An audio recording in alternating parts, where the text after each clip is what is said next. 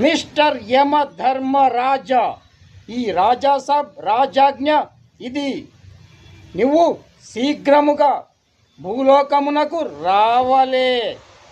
అవినీతి ఆఫీసర్ల గుండెల్లో బాంబులు పెట్టి చంపవలే.